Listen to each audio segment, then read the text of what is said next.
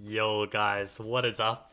Welcome to the very first ever stream of Chess Lifestyle on YouTube. Um, and yeah, we are continuing our daily tactics training, and finally we have moved up a minute into the 38-minute zone because, as you can see, we have 2,250 subscribers, and when you convert that to minutes, we're going to round up because I can't be bothered to fit it on the screen. So we will have 38 minutes of training today. And I'm going to see if I can find myself on YouTube and join the chat. I've never streamed on YouTube before, so this is going to be an experience. But yo, I think I've worked it out. And you're welcome to message on the chat. Yo Shay, what is up? Okay, this is cool. So the thing is, I never streamed on YouTube in the past because you always had to pay. Like, you had to pay a premium to stream on YouTube. But when I streamed on Twitch yesterday, shout out to the viewer who mentioned, like, yo, why don't you just stream on YouTube? And I was like, don't you have to pay for that? And no, apparently not. Like, in 2023, they changed the rules and the premiums and whatever. So, yeah. Oh, what was the name of the person who came yesterday? I should really remember.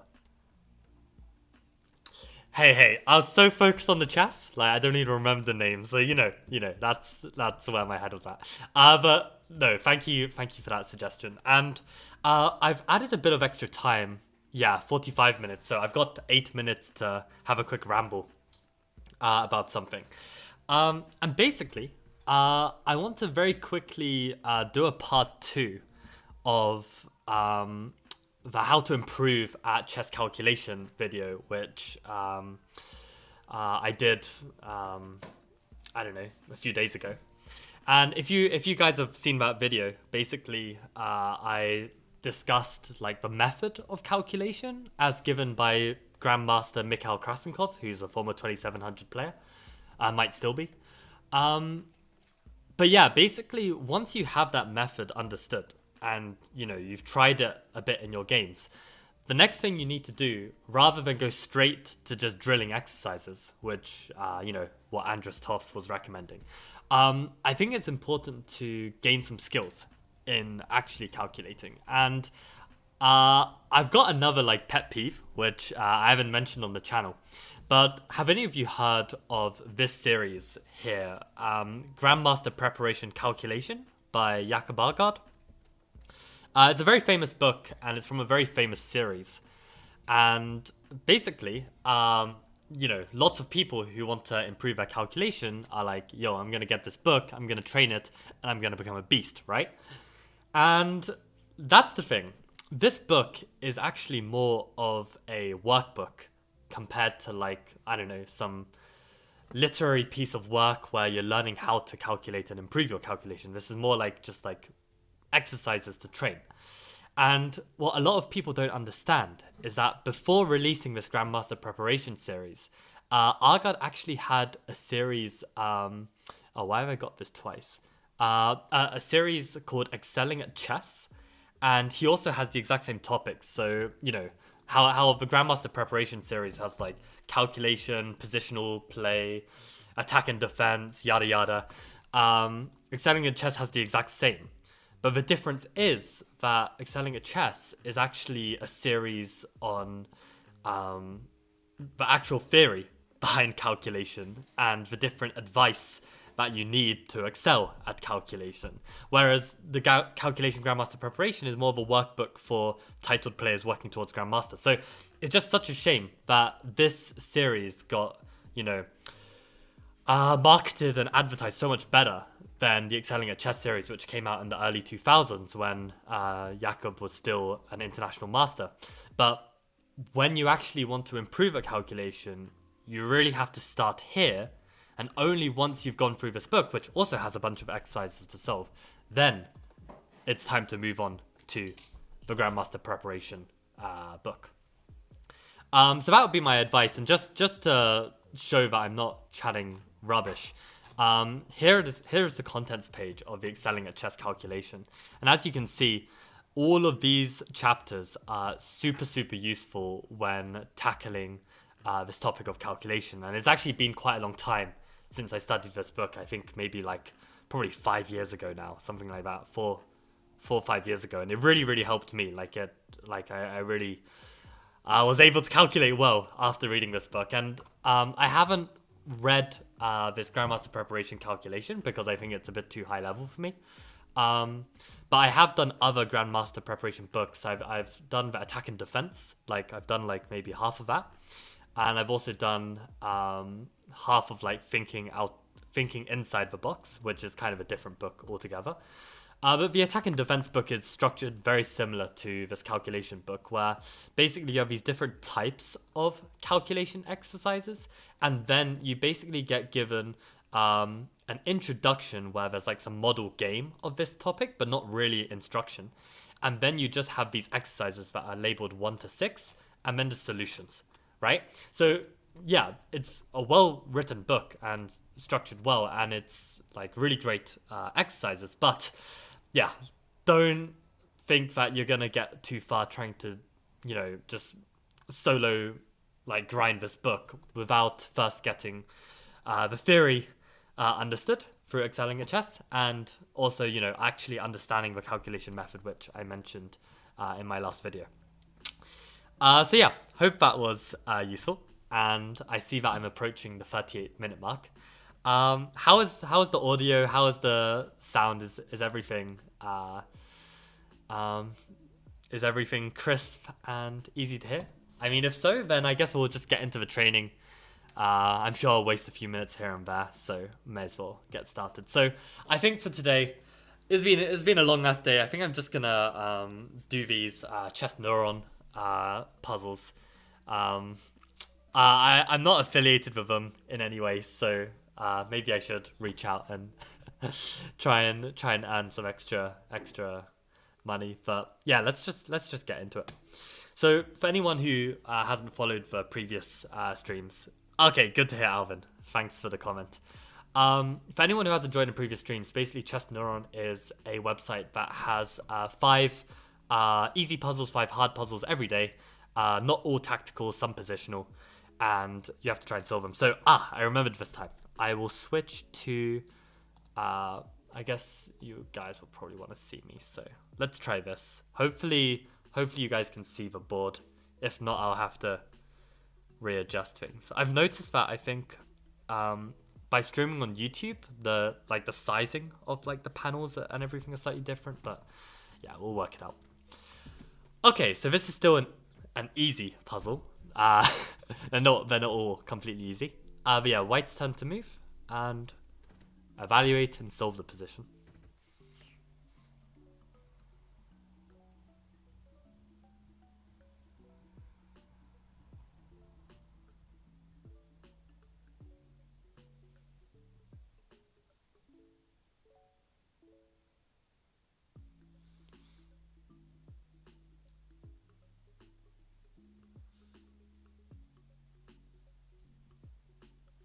Okay, I've already got my first instinct, and if it was like a blitz game, like I'm playing this like 100%.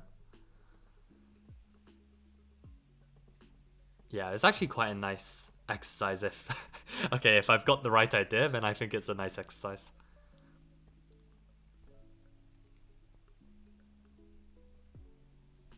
Alright, so I'll give you guys another like 20 seconds and then I'll explain my thought process. Feel free to write on chat, like, if you come up with any ideas, by the way. Like, don't worry about it. As in, don't worry if people, like, see your answer and have the position spoiled. I think just go for it.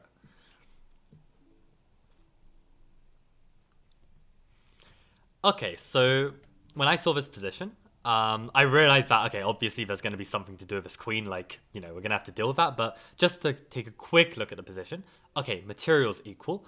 One important thing to note is that definitely this black king is weaker than the white king. I mean, sure, the light squares are weak, but there's no light squared bishop. So this king is a weakness, and therefore that's worth taking note. Okay, we're slightly underdeveloped with this bishop and this rook, but okay, that's kind of the gist of it. And then you realize, okay, what on earth is happening with this queen over here? And we realize we've got an option of 2. We either trade or we preserve the queen. And literally, based on what I just said about this king being weak, that means we keep the queens on. We gotta keep a threat on the king. So, yeah, that's literally it. So, yeah, don't expect like necessarily there to be like some crazy flashy tactic. Um, but yeah, that's it. Okay, let's move to the next one. I actually wonder, do any of you know, like, when I finish the stream, does the stream get recorded or does it just like dissipate into the internet forever? Like, I know with Twitch, like you had to create a setting that would actually save the streams, but I don't know if I have no idea how the YouTube streaming works. So I guess we'll find out unless someone knows. Okay, so this is the next exercise. It is Black's turn to move. What to do?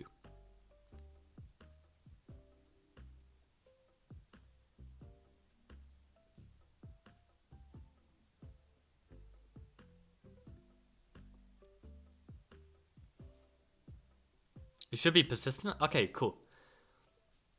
I'll have to find out how to access the video. I have no idea.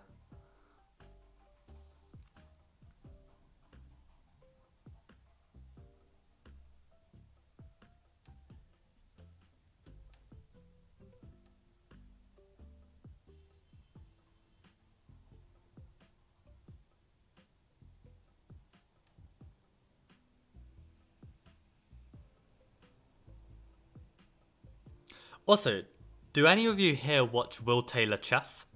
Like, I think that's his name. Like, he's like some chess YouTuber streamer.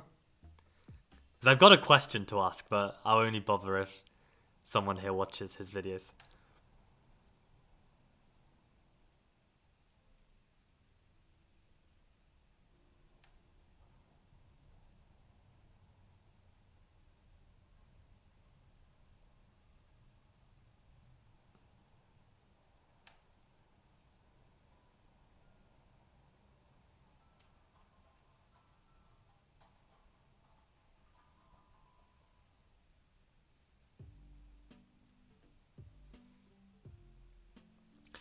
Okay, so I've got some thoughts about the position for sure, but I've actually been quite lazy and not settled on a move. So I'll try and determine a move and then we can discuss. Okay, Shay, yeah, so what I wanted to ask was like, how does Will like play copyrighted music like on every stream in the background? Like, because I know with Twitch and also YouTube, like they're really DMCA like heavy, where you know even like 10 seconds of like a song and you're like your video is like unmonetized and like it'll be muted. So actually yesterday's stream, like huge chunks of the stream was unmuted. I mean muted because like I just played like copyrighted music, so I didn't really care. But yeah, I'm like on Twitch I don't really care if like you know it gets banned or something, but YouTube I care a bit more. So it's just like I don't know if you would know, probably not, but like yeah, I don't know how he does it. Like maybe you have to like buy some license to like stream like a whole set of music or something, I don't know. So that's why I'm playing non-copyrighted Pokemon music right now. And you'll probably have to get used to it because I don't have too many other sources.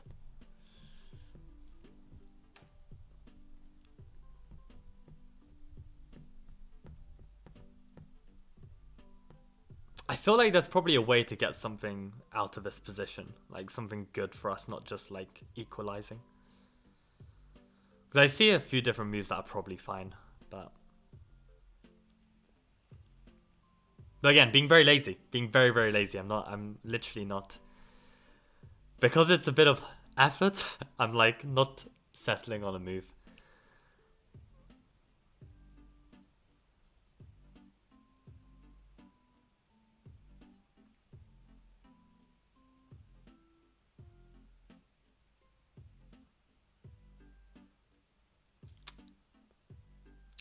I mean, I've got a move, but I'm not completely satisfied. How are you guys doing on this one?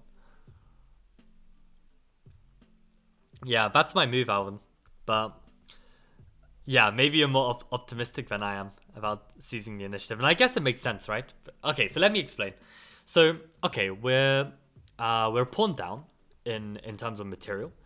And arguably, you could say that we are better developed, given that the knight on b1 and the rook on a1. But having said that, the pieces that are developed for white are extremely active. And in fact, actually, white has an immediate threat, where if black were dilly-dally, white can play rook takes h5. This is pinned, and next come in with this queen h6. For the record, I've actually been spotting like these kind of pin motifs much more in the last couple of days, and I genuinely think it's because I went through that chess mood like basic pin exercises, like even just doing like 10 of those, like I'm already seeing a bit more, so that's kind of interesting. Like I should probably do some more of those. But yeah, I think this is a serious threat, which will lead to mate. So we want to deal with that, and yeah, Alvin's move of bishop c5. This is the move I settled on as well. I just wasn't sure if there was something better in the position, because this bishop is loose right now, so maybe there'd be some like fancy move or something, but it doesn't work. But bishop c5, to say it seizes the initiative is actually quite a cool comment, because ultimately, yeah, if you can shut down this counterplay, right? So let's say they take and you take back with tempo on the queen. Ultimately, you are better developed. So probably then you can like get something going. My only concern is that, oh, it's better than that. It's better than that. I was gonna say like my only concern is that white is still pawn up, right? But the thing is, if you just look a bit deeper, bishop takes, rook takes, and the queen moves. Well, we can play queen d4, and this is a fork. So exploiting this lack of development, right? And this is what they say, right? Like, whenever you're positionally bad, or okay, on the flip side, if you're positionally better and your opponent has positional weaknesses, there should generally be some tactical way to refute it. So okay, after bishop c5, they can't take, at least to my understanding. So bishop c5. If they can't take, what should they do? I mean, actually, we're not just attacking it once, we're attacking it twice. So they can't just defend it, probably, and that means they have to like move back somewhere.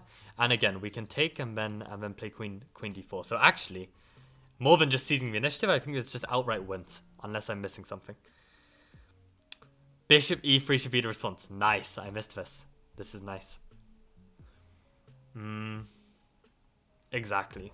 So then the question is, okay, do we have some cute follow-up?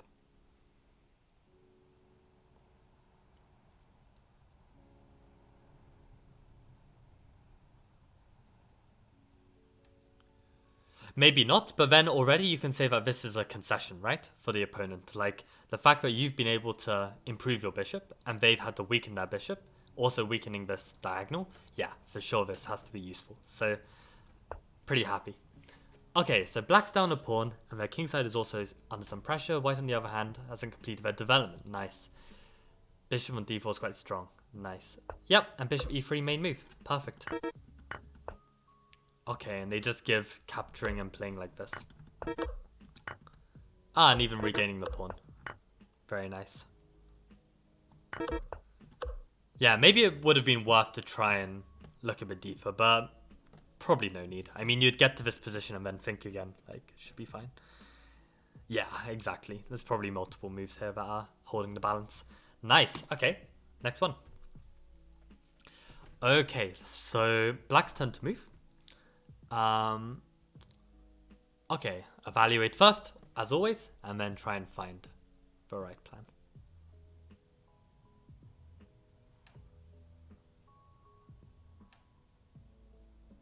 Oh, God, I literally say that and then I'm already starting to like calculate, like it's so dumb. Okay, let's actually evaluate.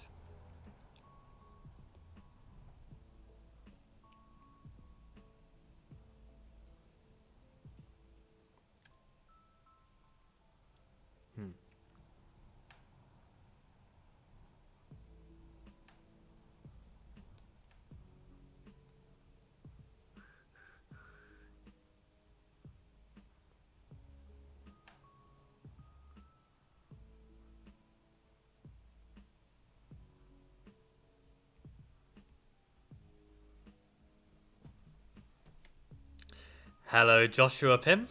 Welcome to the stream. Good evening. We are currently solving a puzzle, black to play, and we've just started evaluating it, so give it your best shot.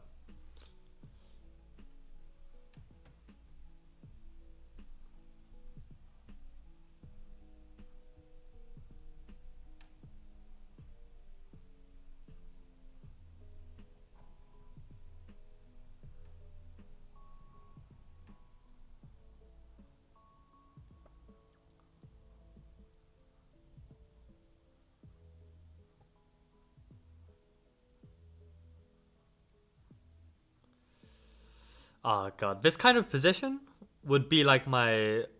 I would not like this in classical. Like, this is the kind of position where it feels like you may have like an advantage and you need to find like the only move, and there are many ways you can just mess it up in one move.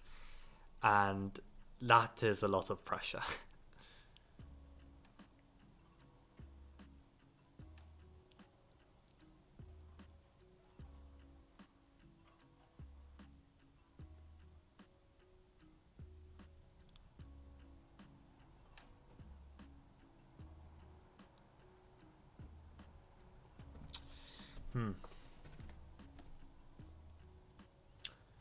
So yeah, for anyone just joining the stream, feel free to post your answers down below or your thoughts.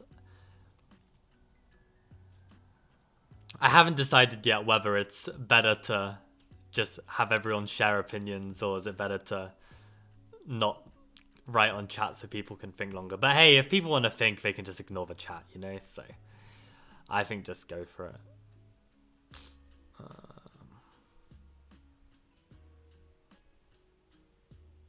God, I am struggling to evaluate this so much. Like,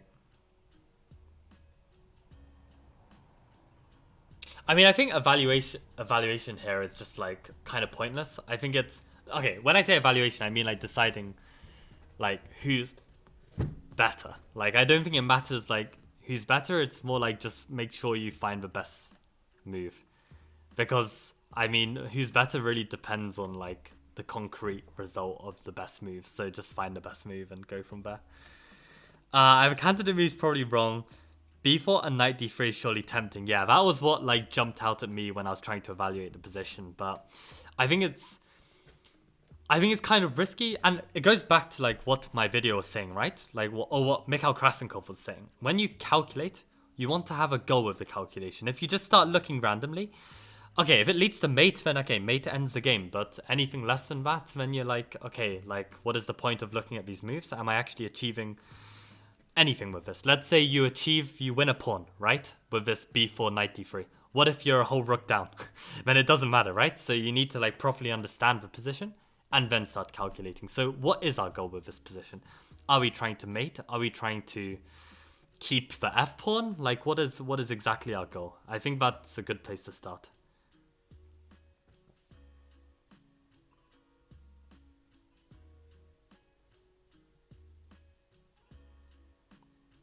So like, for instance, if we were to keep the f pawn, is that a winning endgame for us? That's like something I'd want to know.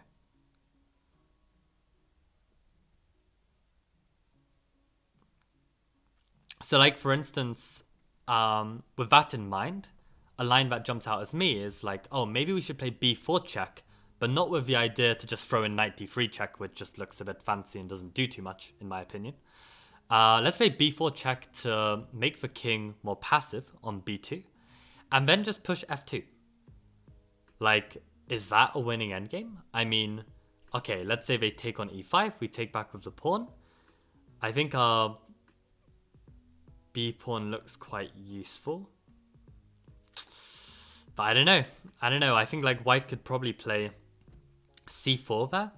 And if we don't want to allow that d5 pawn to be completely strong, we have to take en passant. I'll draw out these moves. So I'm suggesting b4, king back, pawn push, takes, c4, and then we have to take en passant, king takes, and then can we like play like king e7 or something? But no, not really. I mean, this a pawn is a passer, and this king can always come to c4. Like, I think we may even lose this. I don't know.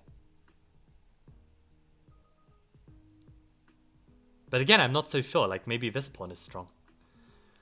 Another move to consider I thought was just f2 at the beginning, but I don't think this is... not f2 at the beginning, sorry, takes the knight. And if we could take the knight and they take back, and we could somehow protect this pawn and round this pawn up, that would be great. But I think after taking the knight, white can even just throw in this intermediate move with check. And I think, yeah, white would surely be fine there. So, okay, what other candidate moves do we have before we investigate b4 even further? Because I really don't think there's any point to calculate such... Wait, did I just play 2 moves with white? I think I played 2 moves with white, right? I played b4, king b2. And then I somehow did knight takes e5, I think. I think that was, like, my mistake. So I think in this position... Oh, no, sorry. I played f2. No wonder. And then we have this situation where c4. And I have in chat from Shay... Oh, no. That was from Alvin. c4 is met with e4. So, okay, on c4, e4. I'll answer your question, Shay, in a second. But, okay, yeah. Before we calculate this c4, e4 business any further, I think it's well worth seeing if we've got any other obvious candidate moves first, before we tunnel vision this line. Because if there's an obvious candidate move that wins, then, okay, we should just play that. So before I do that, let me see Shay's question. So when you play a real game, do you use a calculation process on most moves or only at critical points? Well, unfortunately for me, it's like I haven't properly calculated in games for so long, which is just embarrassing to say. Like, I've just developed so many bad habits and bad mindsets when playing. It's difficult to answer that question. But when in my peak of my calculating days, yeah, I would say that there's a general rule, actually, which is like you generally calculate 1 in every 3 moves in a chess game. So that's a nice rule to go by. So most of your moves should be able to be determined by kind of like simple understanding, evaluation, and intuition, plus like some very short calculation just to make sure you're not blundering anything. But in terms of like proper calculation like this, probably 1 in 3 moves, and definitely, yeah, critical moments for sure. And then maybe if you've got time, other moments too. That's where I draw the balance.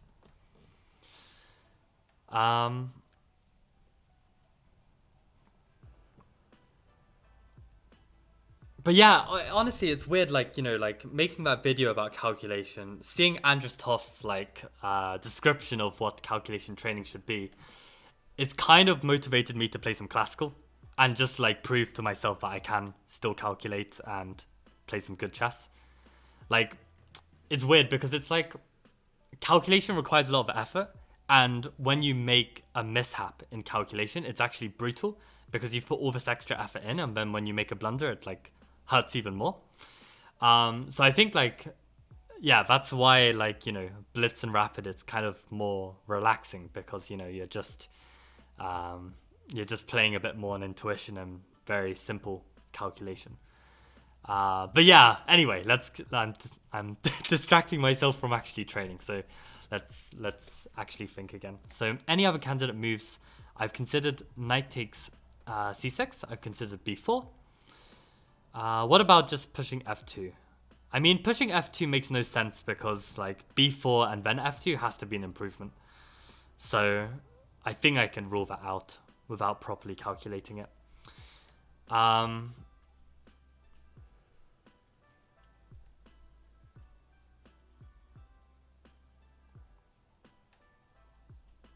any other candidates?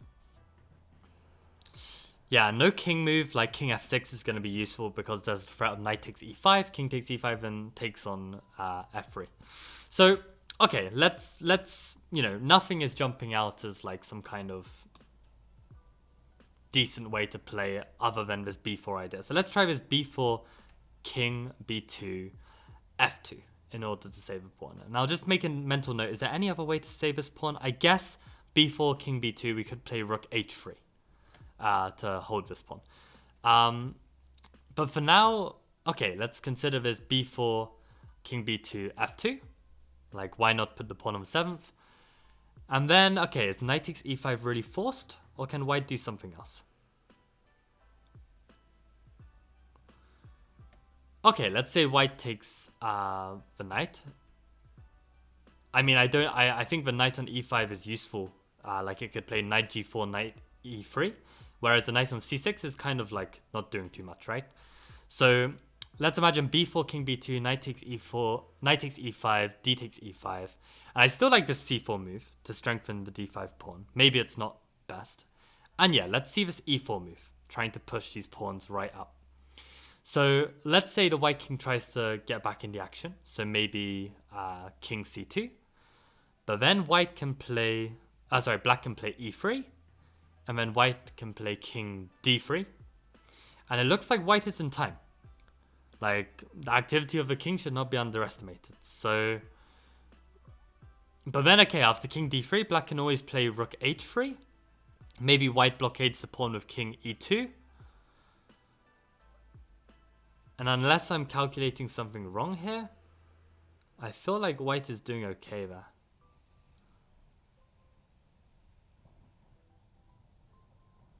I'd be surprised if black can find a way through. Because the thing is, the black king... Well, actually, maybe in that kind of position, maybe the black king can get active. Like, come towards, like, these two pawns. And the point being that if this pawn ever starts to run, then we can use the rook to try and pick up. And the king hopefully will be on f4 by then and defend. Like, this is pretty hard to calculate, I think.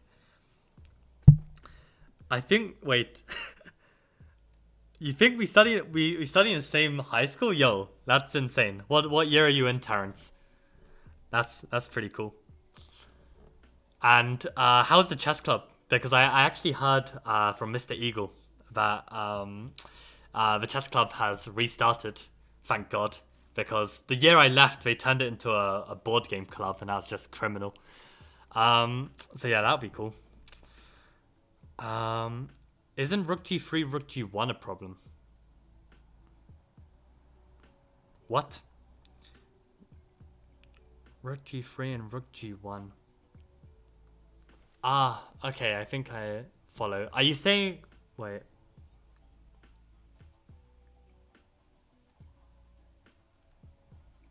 Oh, right. Like, maybe as some kind of way to win for black, right? So let's say we get the king to here and we put the rook here. Yeah, that would work.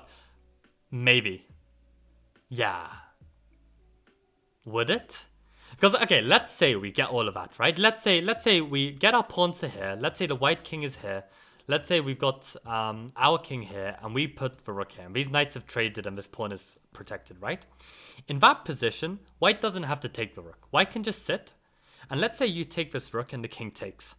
Then in this position, okay, it's actually, no, it's very clear. I think we can just push our king to f3 and white is not in time. Like, white will push the pawn and we checkmate. So, okay, that is a legit threat. So I guess then the final question is if we can get here, and also the question is whether c4 is even the best. So maybe we should, see if there's any other candidate moves there. Like, okay, to be honest, at this moment, I probably would be playing b4 already. Because, like, what else is there to play? So, year 13. Aha, okay. Wait, so if you're year 13 now... God, what year would you been in when I was in year 13? God, you're probably like year 8 or something. That's quite funny. So, did you go to Langton Boys? I'm guessing you did. I don't know why you would say it otherwise. Oh, having a knockout match on Thursday. Nice, nice. Who are you playing? And, like, what... Yeah, so to give everyone else context, basically, our school... we would have like a regional stage for like the school kind of like big national championships. And we'd only have to play this one other school who was like kind of a rival school, but they're really shit at chess. So we would just crush them and then we'd make like the knockout stage. So I'm assuming Terrence is discussing the same thing. And we'd always get to the semi-finals of the knockout round in like the Southeast. And we'd always end up playing like some school, like some private school like the Judd. Or like, I don't know what other school. It'd always be like the Judd or like, I don't know, like not Habs. That was like in different competitions, but always some like stacked school that was just yeah, so Olafs.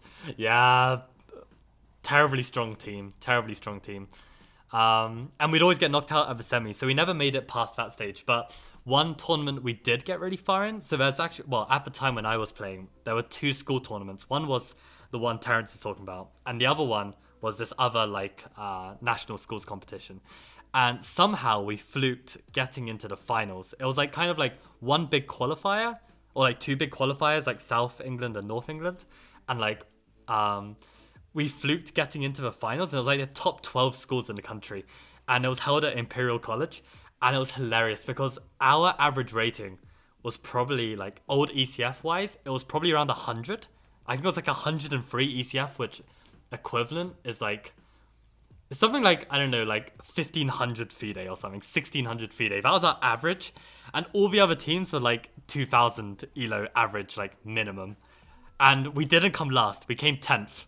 So that was a real experience. So we made it to the national finals for 1 year, and that was enough. I actually got my biggest win in the slug in that competition. It was rapid, and I beat a 2300 with the slug, and it was hilarious because I think the time control was like 10 plus 5, and he literally spent like 5 minutes of his time on move 3.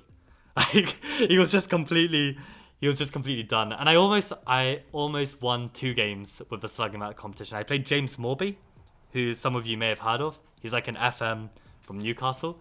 And I remember, okay, this is a really long story, but I remember we played that national finals on 420. So for anyone who doesn't smoke weed, 420 is like national, like, you know, getting high day. And I remember like I played C3, 93, 92 against James Morby, and he literally just looked at me and said, "Michael, are you high?"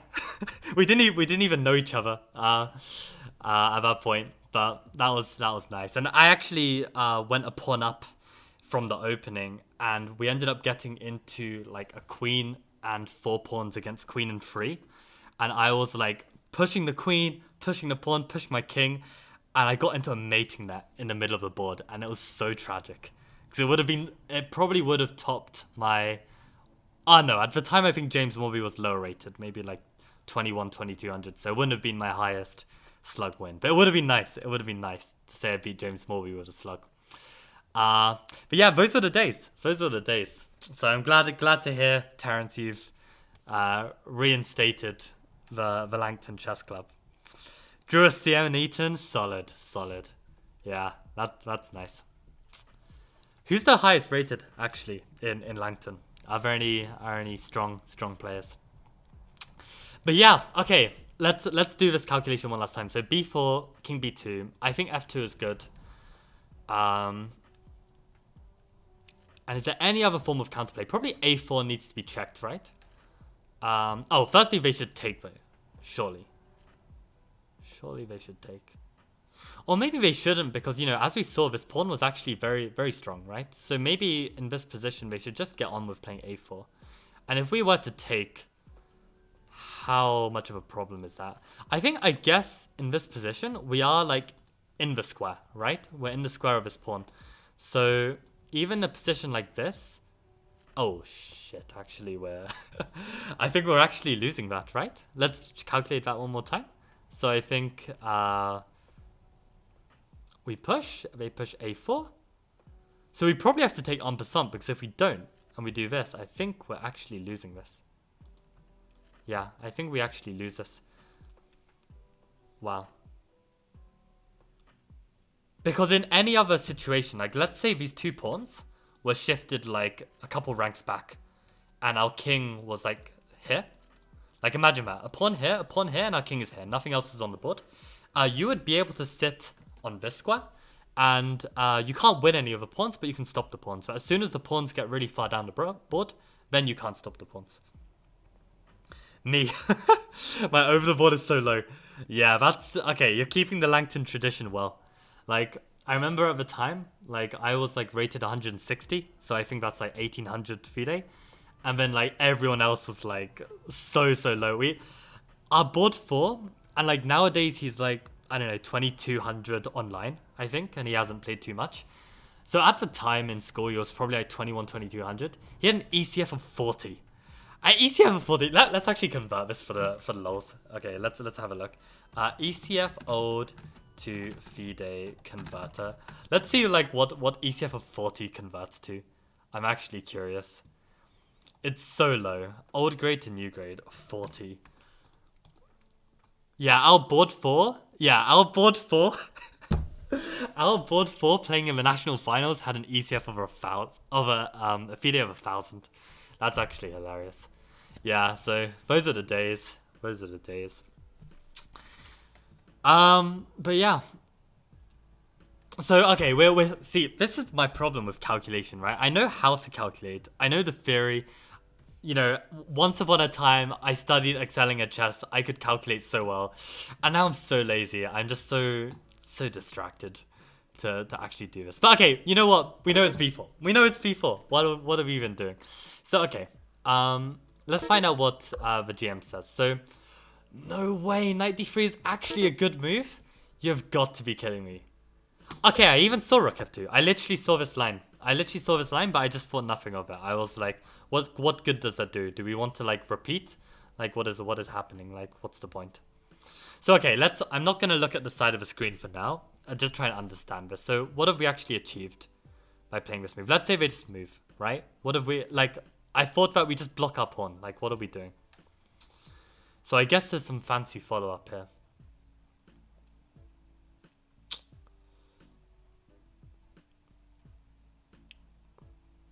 Oh, so actually Terrence, sorry, see, I get too distracted, but Terrence, Mr. Eagle wrote me an email like a few months ago, maybe like a month or two ago, saying that like, you know, Chess Club has restarted. Why don't you come down and give a simul or like give a class?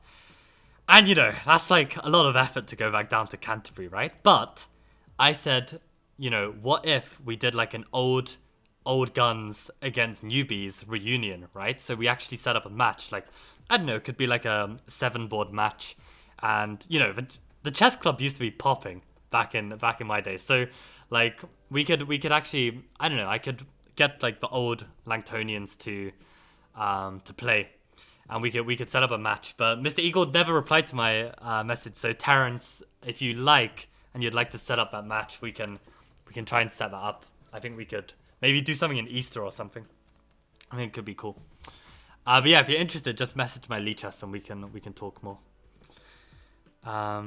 Yeah, pretty standard. 2300 online, ECF 1680. Sounds about right.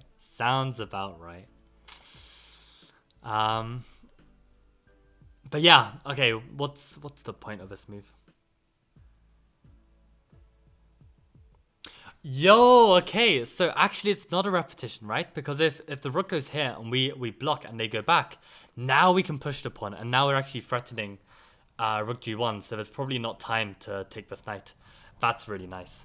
That's really nice. Oh, okay, he doesn't give that. Yeah, that's just a better move. So I guess what would we do after rook d1?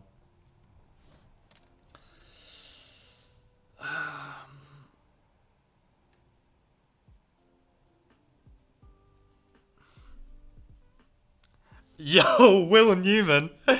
I mean, speaking of Langton, holy shit. Welcome to the stream. Welcome. How's it going, man? How's it going? Thank you. You know, the trim is looking a bit grim today, but you know, it is what it is. Mr. Eagle said he can play for old boys. Nice. Wow, so he just added me? He read the email and just added me? I see how it is. That's cool. Yeah, we should definitely set up a match. Yeah. How many people go to the chess club? Actually, I'm curious.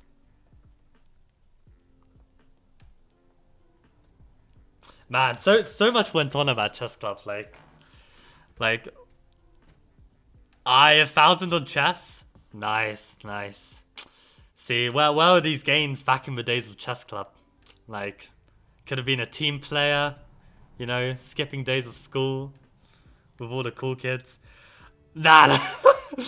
Alright, this is the other thing. This is the other thing. Like probably half of the chess club claim that they've beaten me in some way, shape, or form. Like illegal moves, like I don't know, saying that I've lost on time and some bullshit. Like, nah. All fake news. All fake news. But yeah, okay. Rook d1. What is the way?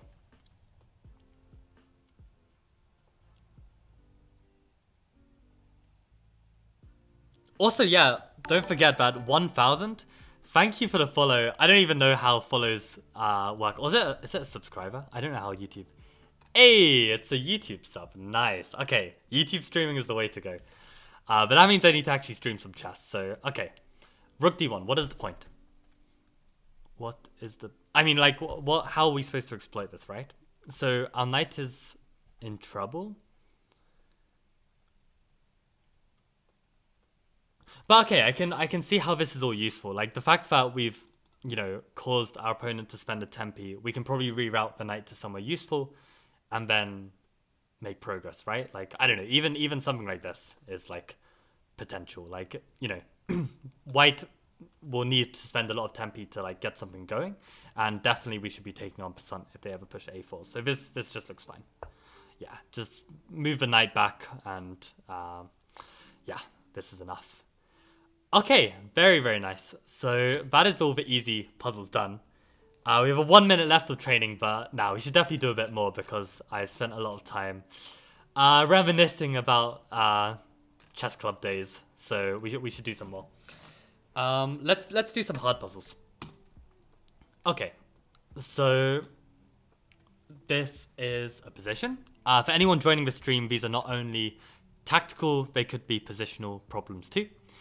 And yeah, evaluate the position and decide what is the best move.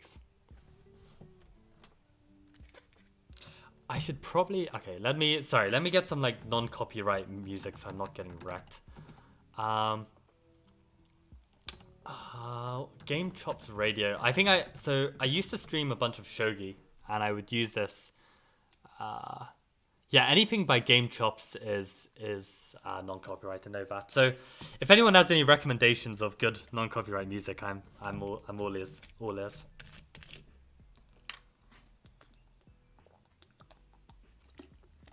Okay, black to play.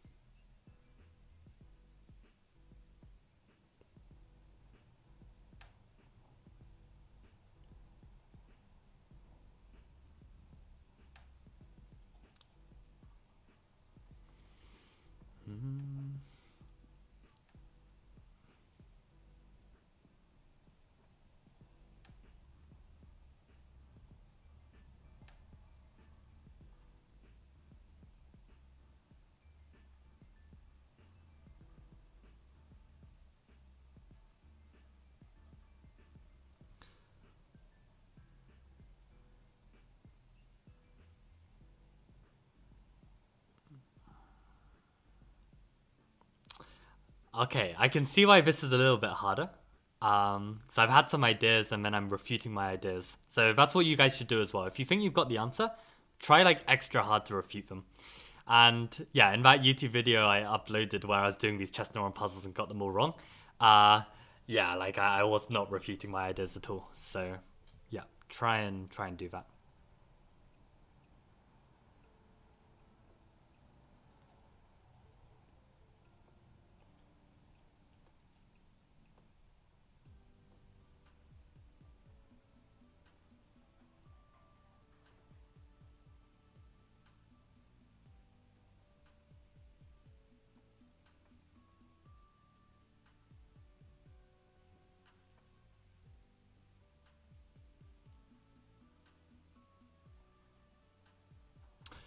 Okay, I think I'm settled on my move. So I'll give you guys a bit more time to maybe give an answer.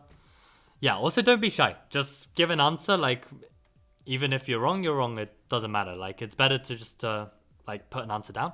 And that's actually a tip for when you're like studying these like calculation books or solving exercises. Try and actually write down the answer.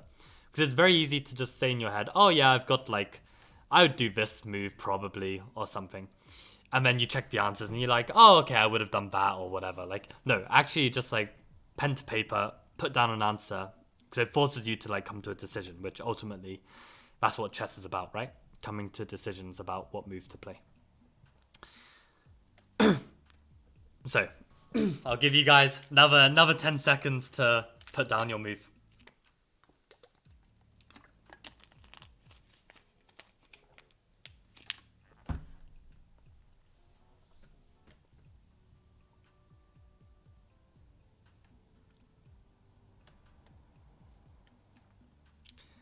Damn, everyone in chat is shy.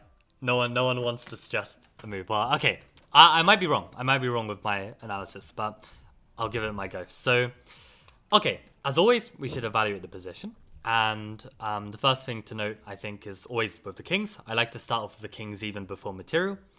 And I'd say that, okay, we're not castled, but there are no queens. One of the knights have been trading, one of the bishops have been traded. So both kings are actually fairly safe, all things considered. Material-wise, we are equal. But pawn structure-wise, we can see that there's a bad pawn structure for white. Like, this is isolated, this is doubled. So we've got a slightly better pawn structure.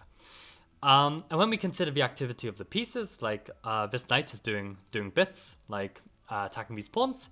But okay, right now there's a threat on our rook. Like, we don't want to lose a whole rook. So my initial instinct, and had I been playing blitz, I would probably play this move and then regret it. Had I been playing classical, maybe I'd even play this move and regret it because I'm not calculating like an idiot. But in this position, my instinct was to play king e7 because my feelings were, okay, we are approaching an endgame. We would like an endgame since white actually has structural weaknesses which we'll be able to exploit more and more the closer we get to an endgame. So we want to keep our king in the center. Like, as we know, like in the endgame, the king is an active piece. It's a fighting piece. To not use it is a waste. So I just put king on e7, and yeah, we play. Like, we connect the rooks, and next move we're gonna win one of these pawns. But okay, when you calculate, you have to consider your opponent's move, right? So after king e7, you then need to think, what can white do? Now, there's actually two moves that kind of concern me. One was the potential of maybe like a knight trying to give some nasty check. But actually, I don't think this is the biggest deal. The biggest deal is actually just bishop g5. And the point is like, yeah, we've got this fork, but it's worth nothing if the knight is pinned. So basically, yeah, we shouldn't play king e7 for this reason. And therefore, another move that came to mind was like maybe king d7. But I don't really believe in this either, because actually white can just defend one of the pawns that's worth defending, and we can't even really take this because of rook takes check. Although, okay, now I'm appreciating that actually no, this attacks the bishop, right? So if we were to go into something like this, we could hit the rook and hit the bishop at the same time. But okay, knight b3 is not forced, right? So actually after king d7, I don't know. Why could even just like move the bishop or something? Probably. Although then you get to hit the bishop like this. I don't know. It feels too good to be true. Like, I don't know. Even like bishop here, right? I don't think you can just take one of these pawns freely because of rook f7. So for that reason, my move is the castle. Because yeah, even though my king is like not so good, well, okay, next move I'm gonna win a pawn. Then I'm gonna play f6. Then I can bring my king back into the center. For now it's safe. For now my rooks are linked.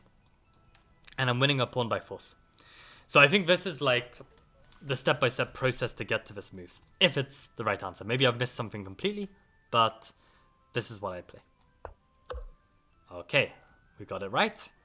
And now the question is, which pawn do we want to take? So my initial instinct is definitely... Oh my god, the knight is defending it. Okay, so that's why you should look at your opponent's move and not ignore what they're doing. So okay, now we just win a pawn. I assume this is going to be right. Like, I thought for a second, like, maybe this this wouldn't be good in the sense that maybe like somehow we'd have to go back here and lose, but nah, that's not the case. Like we're just attacking the bishop and we can kick this bishop and the bishop's running out of squares. Like, yeah, this is fine. So just the pawn. Okay, so yeah, king e7 is met by bishop g5. So yeah, that's the thing. Like you can never really just play on purely positional means.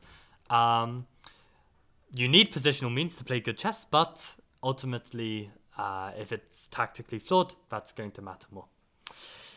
Right, guys, I think that is definitely my 38 minutes of chess done. But I appreciate everyone following and appreciate the extra subscriber. And yeah, at some point we're going to be streaming for more hours than I can handle. But okay, until then, I will keep doing this training every day.